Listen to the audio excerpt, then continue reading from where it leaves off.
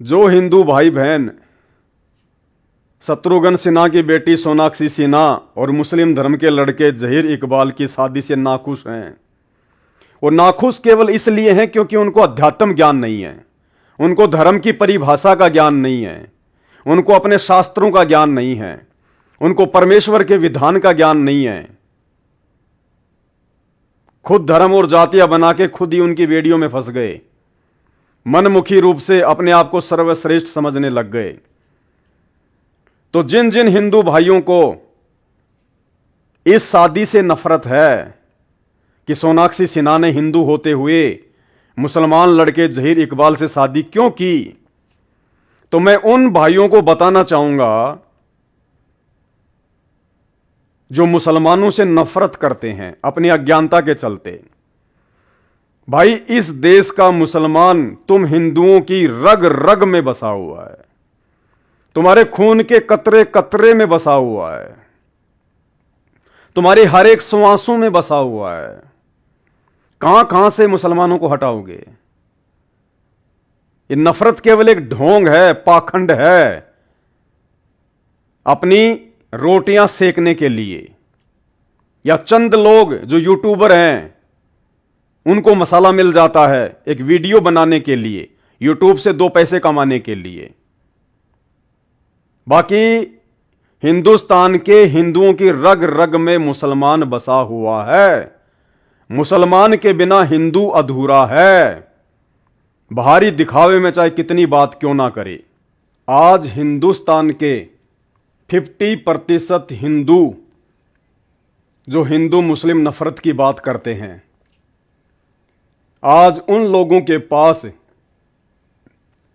3 minute का समय अपने खुद के जन्मदाता, अपने माता पिता के पास बैठकर बात करने का समय नहीं होता। लेकिन इस मुसलमान की, सलमान खान धर्म से मुसलमान, इस मुसलमान की 3 घंटे की फिल्म और जेब से 1000 रुपया बर्बाद करके देखने का समय समय है। खुद के माता पिता से बैठकर बात करने का समय नहीं है, खुद के माता पिता की बात ध्यान से सुनने का समय नहीं है। लेकिन उन हिंदुओं के पास जेब से पैसे खर्च करके और इस नंगड़ व्यक्ति की, नंगड़ क्योंकि नंगा है आपके सामने, इस नंगड़ व्यक्ति की फिल्म अपनी जवान बहन बेटी के साथ में पिक्चर हॉल में बैठकर 3-3 घंटे देखने का समय है। और फिर भी मुसलमान से नफरत। भाई, मुसलमान हिंदुओं के दिलो दिमाग में बस चुका है, रग रग में बस चुका है। खाली दिखावे के लिए नफरत है, बाकी नफरत नहीं है। और कहां कहां मुसलमानों को निकालोगे भाई? मुसलमानों से नफरत करने वाले मेरे हिंदू भाइयों, कहां कहां मुसलमानों से पीछे हटोगे? जब तुम बीमार होकर हॉस्पिटल में जाते हो तो डॉक्टर से फिर ये क्यों नहीं पूछते कि डॉक्टर हिंदू है या मुसलमान? डॉक्टर से भी पूछा करो कि डॉक्टर साहब आप हिंदू हो या मुसलमान, क्योंकि मैं तो मुसलमानों से नफरत करता हूं, मैं तो मेरा ऑपरेशन मुसलमान से कराऊंगा ही नहीं, मुसलमान डॉक्टर की मुझे आवश्यकता है ही नहीं। लेकिन उस समय तो बात तुम्हारी जान के ऊपर आती है, तुम्हें अपनी जान बचानी है ना, तो तुम नहीं देखते कि डॉक्टर हिंदू है या मुसलमान है, झट से ट्रीटमेंट शुरू करवा देते हो।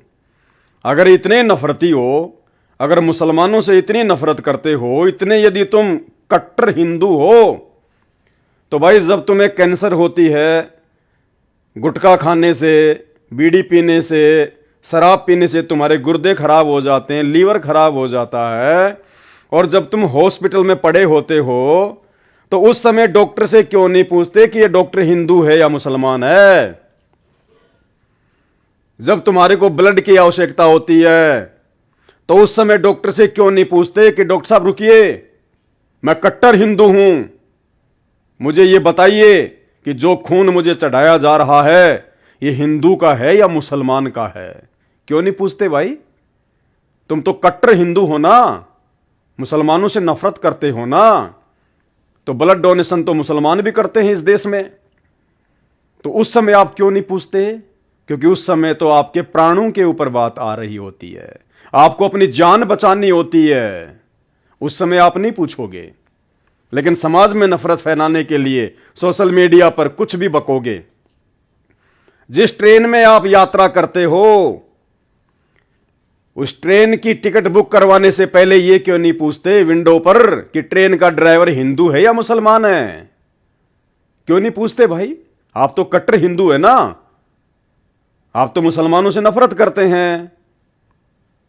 तो ट्रेन की टिकट लेने से पहले क्यों नहीं पूछते कि मुझे जिस ट्रेन की टिकट दी जा रही है उसका ड्राइवर हिंदू है या मुसलमान है? लेकिन नहीं पूछते आप। बाजार से सब्जी खरीदने जाते हैं, कितने हिंदू भाई बहन हैं जो सामने वाले का धर्म पूछकर सब्जी खरीदते हैं। याद भी नहीं आता होगा तुम्हें कि जिस व्यक्ति से मैं सब्जी खरीद रहा हूं वो हिंदू है या मुसलमान है। तो कहां कहां मुसलमानों से पीछे हटोगे? अपनी जिंदगी से मुसलमानों को कहां कहां निकालोगे? मुसलमान तो रग रग में बसा हुआ है भाई, मुसलमानों के बिना जीवन अधूरा है। जब तुम्हें सिलेंडर की आवश्यकता पड़ती है, अचानक से रसोई में सिलेंडर खत्म हो जाता है, फोन करते हो हमें तुरंत सिलेंडर चाहिए, इसी समय चाहिए, चाहे 50 रुपए फालतू लगे। और जब सिलेंडर की डिलीवरी करने जो डिलीवरी बॉय आता है तो क्यों नहीं पूछते कि भाई तू हिंदू है या मुसलमान है? क्योंकि मैं तो मुसलमानों से नफरत करता हूं, मुसलमान के हाथ का सिलेंडर मैं तो अपनी रसोई में नहीं रखूंगा। उस समय क्यों नहीं पूछते भाई तुम कि भाई तू हिंदू या मुसलमान है? लेकिन उस समय तो आपकी रोटियां आदि अधूरी रसोई में पड़ी हुई है, आपने सेकना है, भूख लग रही है, खाना है आपको। उस समय आप नहीं पूछेंगे। लेकिन सोशल मीडिया पर जो मर्जी बकेंगे समाज में नफरत फैलाने के लिए। जब आपकी गाड़ी अचानक से पंचर हो जाती है और जब आप पंचर की दुकान पर जाते हैं तो क्यों नहीं पूछते कि भाई तू हिंदू है या मुसलमान है? क्योंकि मैं मुसलमान से पंचर नहीं निकलवाता, मैं नफरत करता हूं मुसलमान से। लेकिन उस समय तो आपकी मजबूरी है, आपने बहुत अर्जेंट कहीं जाना है, आप नहीं देखते कि पंचर निकालने वाला हिंदू है या मुसलमान है, बस आपने तो सोशल मीडिया पर नफरत फैलानी है। आप जब किसी रेस्टोरेंट में जाते हैं, किसी ढाबे पर, किसी होटल में जाते हैं, क्या आपने कभी पूछा कि रसोई में जो खाना बना रहा है, जो शेफ है, जो डिलीवरी बॉय है, जो वेटर है, वो हिंदू है या मुसलमान है? क्योंकि आप तो नफरत करते हैं ना मुसलमानों से। आपने कभी पूछा जिस होटल में आप खाना खाते हैं तो खाना बनाने वाला हिंदू या मुसलमान है? लेकिन उस समय तो आपको अपने पेट की आग शांत करनी है, आपको भूख लग रही होती है। उस समय आप नहीं पूछेंगे हिंदू है या मुसलमान है, बस सोशल मीडिया पर आपने नफरत फैलानी है। दारू की दुकान, जब आपको नशा करना होता है, जब आपको गंदगी पीनी होती है, और जब आप दारू के ठेके पर जाते हैं, वाइन शॉप पर जाते हैं, क्या आपने कभी पूछा कि ये सेल्समैन हिंदू है या मुसलमान है? आप तो कट्टर सनातनी हैं, कट्टर हिंदू हैं। आप तो मुसलमान के हाथ से कोई चीज लेते ही नहीं है, आप तो नफरत करते हैं। फिर आप शराब के ठेके पर क्यों नहीं पूछते बोतल खरीदने से पहले कि भाई तू हिंदू है या मुसलमान है? क्योंकि उस समय तो आपने अपनी आग शांत करनी है, आप तो नशे के गुलाम हैं। उस समय आप नहीं पूछेंगे, बस सोशल मीडिया पर नफरत फैलानी है। और मीट की दुकान, ये तो बताने की जरूरत नहीं है, अधिकतर मुसलमान भाई बेचते हैं, लेकिन वहां भी लाइन लगा के खड़े हो जाएंगे आप, ये जानते पहचानते कि सामने वाला मुसलमान है, क्योंकि आपको पेट भरना है, गंद खानी है, वो कबाड़ खाना है, आपको अपने कर्म फोड़ने हैं। वहां आप नहीं पूछेंगे कि ये मीट बेचने वाला हिंदू है या मुसलमान है, जबकि वो टोपी पहने होता है, मूंछ कटा के रखता है, दाढ़ी बढ़ा के रखता है, घुटने तक का पायजामा रखता है, सफेद कुर्ता पजामा पहने होता है, और दुकान के ऊपर नाम भी लिखा होता है, अरशद भाई मीट हाउस। लेकिन आप चुपचाप अपना मीट लेकर, वो गंद, वो कबाड़, वो गंदगी लेकर अपने घर चल पड़ते हैं। वहां आप नहीं पूछेंगे, क्योंकि आपको तो केवल सोशल मीडिया पर नफरत फैलानी है। तो भाई और बहनों, कहां तक मुसलमानों को अपनी जिंदगी से निकालोगे? कब तक ये हिंदू मुस्लिम नफरत वाला खेल खेलोगे? क्यों पाखंड फैला रहे हो? क्यों अपनी रोटियां सेकने के लिए लोगों में नफरत पैदा कर रहे हो? भाई पहचानो, पहचानो, पहले खुद को पहचानो। और खुद की पहचान भी आप नहीं कर पाओगे अपने आप से। खुद की पहचान को कहते हैं आत्मज्ञान।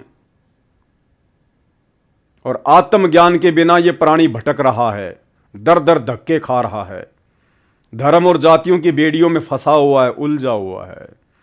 ये आत्मज्ञान भी आपको पूरे विश्व में केवल संत रामपाल जी के शरण में जाने से ही प्राप्त होगा। आत्मज्ञान का मतलब स्वयं के विषय में ज्ञान। मैं कौन हूं, क्यों जन्मता हूं, क्यों मरता हूं, कहां से आया हूं, कहां जाऊंगा। जो क्रिया जन्म लेकर मैं कर रहा हूं, वो क्रिया तो गधा भी करता है, कुत्ता भी करता है। फिर मेरे में और जानवर में भला क्या अंतर हुआ? फिर मेरे को उस परमात्मा ने, उस अल्लाह ने ये विशेष बुद्धि, विशेष दिमाग क्यों दिया? मुझे ऐसे हाथ पैर क्यों दिए जिससे मैं काम कर सकता हूं? मुझे ऐसी बुद्धि, ऐसी सोच क्यों दी जो मैं अन्य से ज्यादा सोच सकता हूं, चिंतन विचार विमर्श कर सकता हूं, मंथन कर सकता हूं। यह होता है आत्मज्ञान। मेरे दादा मर गए, मेरे परदादा मर गए, ऐसे ही मैं मर जाऊंगा, क्यों मेरा जन्म हुआ, क्या मकसद है? यह है आत्मज्ञान। और यह आत्मज्ञान तत्वदर्शी संत की शरण में आए बिना, उनके सत्संगों को सुने बिना आप लाख जन्म भी प्राप्त नहीं कर सकते। उसके बाद शुरू होता है परमात्म ज्ञान। जब स्वयं के विषय में आत्मज्ञान हो जाए, फिर आवश्यकता पड़ती है परमात्म ज्ञान की, कि फिर इसका समाधान क्या है, जन्म और मरण से छुटकारा प्राप्त करने का उपाय क्या है, छुटकारा प्राप्त करके मैं जाऊंगा कहां, कैसे मेरी मुक्ति होगी। वो फिर परमात्म ज्ञान है जो सतगुरु की शरण में आने से प्राप्त होगा। और वो आत्मज्ञानी, वो परमात्म ज्ञानी, वो ब्रह्म ज्ञानी, वो महाज्ञानी आज इस पूरे ब्रह्मांड में केवल एकमात्र परमेश्वर सतगुरु रामपाल जी है, केवल परमेश्वर सतगुरु रामपाल जी।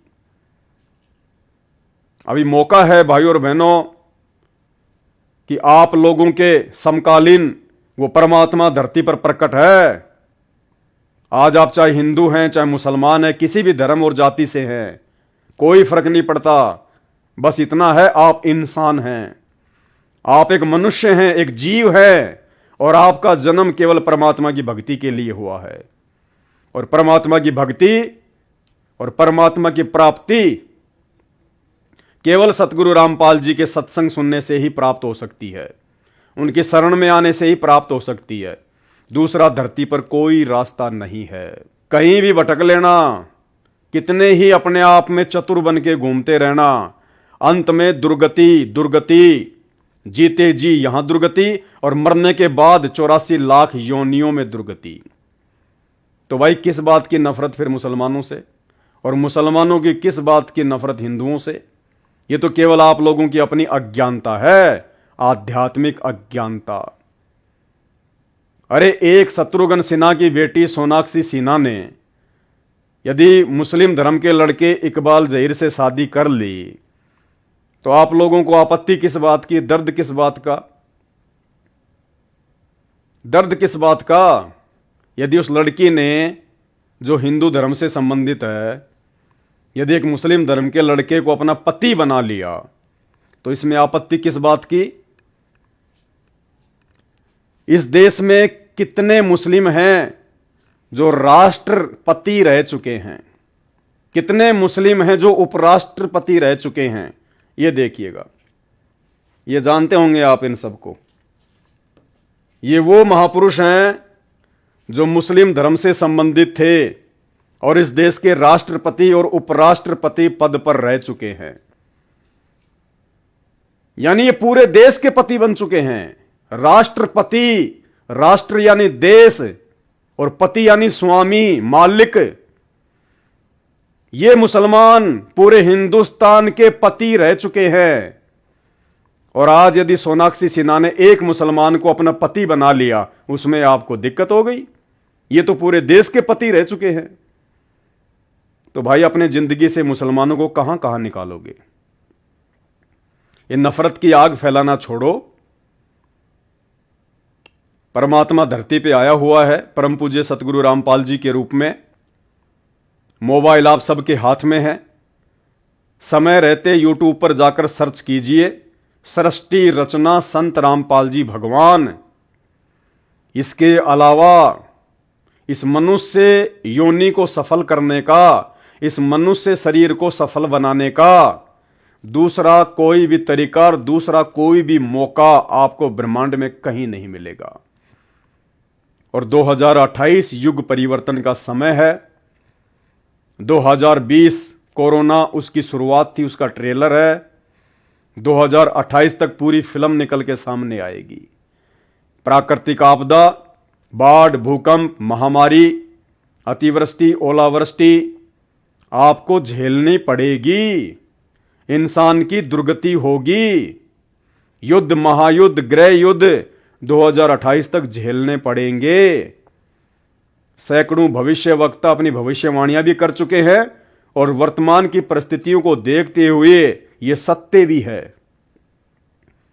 और उस विनाशकारी समय में, उस युग परिवर्तन के विनाशकारी समय में केवल उन्हीं आत्माओं का बचाव होगा जो आत्माएं धरती पर प्रकट पूर्ण परमेश्वर अल्लाहू अकबर संत रामपाल जी की शरण में आकर और उनकी मर्यादाओं में रहकर भक्ति करेंगी।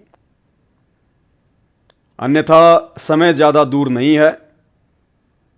2024 आधी जा चुकी है। 2028 लास्ट युग परिवर्तन का समय है। और जब जब धरती पर युग परिवर्तन हुआ है, महाविनाश हुआ है। जब हम सतयुग से त्रेता युग में आए तो रामायण हुई, राम रावण युद्ध हुआ, करोड़ों लोग बेमौत मारे गए। वो कोई धर्म युद्ध नहीं था, कोई सीमाओं का युद्ध नहीं था। केवल श्री रामचंद्र जी की औरत को रावण उठा ले गया था, सिर्फ अपनी पत्नी को छुड़वाने के लिए करोड़ों लोगों की हत्या। क्योंकि युग परिवर्तन था। इस शैतान को, इस काल को केवल बहाना चाहिए और बहाना बना दिया सीता को। उसके बाद द्वापर युग में महाभारत का युद्ध हुआ। युग परिवर्तन का समय था और महाभारत का युद्ध कोई धर्म युद्ध नहीं था, कोई सीमाओं का युद्ध नहीं था, आपस का भाई बंटवारा कौरव और पांडवों के बीच में। और इस शैतान ने, इस काल ने उन दो परिवारों को निमित्त बनाकर करोड़ों लोगों को मौत के घाट उतार दिया। इसको केवल बहाना चाहिए था और बहाना बना दिया कौरव पांडवों का आपसी राज्य बंटवारा। अब भाई और बहनों, हम इस कलयुग से 1000 वर्ष के लिए सतयुग में जाने वाले हैं। मिनी सतयुग में महाविनाश होगा और 2028 उसकी डेट है। अगर बचाव चाहिए तो केवल एक ही रास्ता है, परम पूज्य सतगुरु रामपाल जी परमेश्वर। आज आपको हम प्रेम से समझा रहे हैं, आपसे हाथ जोड़ के विनती कर रहे हैं, प्रार्थना कर रहे हैं। समझ जाओगे तो आप भी बचोगे, आपका परिवार भी बचेगा। नहीं समझोगे, उनके सत्संग सुनना शुरू नहीं करोगे, उनकी शरण ग्रहण नहीं करोगे, तो कल को मजबूरन नाक रगड़कर उनके शरण में आना पड़ेगा यदि जीवित रहे तो। अन्यथा अपने प्राणों की रक्षा का धरती पर दूसरा कोई भी साधन आपको नजर नहीं आएगा। तो हाथ जोड़ के विनती है, प्रार्थना है, विनती कर सकते हैं, क्योंकि हम मानव धर्मी हैं। हम ना हिंदू हैं, ना मुसलमान, ना जैनी, ना सिख। संत रामपाल जी के जितने भी भगत हैं, जितने भी फॉलोवर हैं, वो सब मानव धर्मी हैं। जीव हमारी जाति है, मानव धर्म हमारा। हिंदू, मुस्लिम, सिख, ईसाई धर्म नहीं कोई न्यारा। ना मैं हिंदू, ना मैं मुस्लिम, ना मैं सिख, ईसाई, और मानवता है धर्म आदि सनातन, बाकी सब कसाई। एक मानव धर्म को छोड़कर, संत रामपाल जी परमेश्वर जी के मानव धर्म को छोड़कर वर्तमान में धरती पर जितने भी धर्म हैं वो कसाई की श्रेणी में है। क्योंकि सब नशा करते हैं, सब चोरी जारी, मिलावट, व्यभिचार, शराब का भक्षण, 2 पैसे के लिए झूठ, वो कसाई की श्रेणी में है। तो आने वाले समय में 2028 के बाद दुनिया के तमाम इंसानों के द्वारा निर्मित मनमुखी धर्मों को संत रामपाल जी परमेश्वर जी के आदि सनातन मानव धर्म में मिलना पड़ेगा। दूसरा कोई ऑप्शन नहीं है। बंदी छोड़ सतगुरु रामपाल जी परमेश्वर जी की जय हो।